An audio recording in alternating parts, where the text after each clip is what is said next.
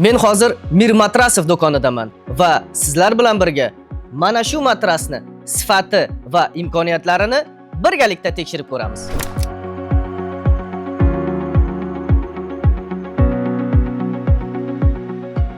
Bo'ldi, hozir Mir Matrasovdaman. Bir narxlarini so'raychi. Arzon deyishuvdi, lekin sifat premium klass qanaqa arzon bo'lar ekan?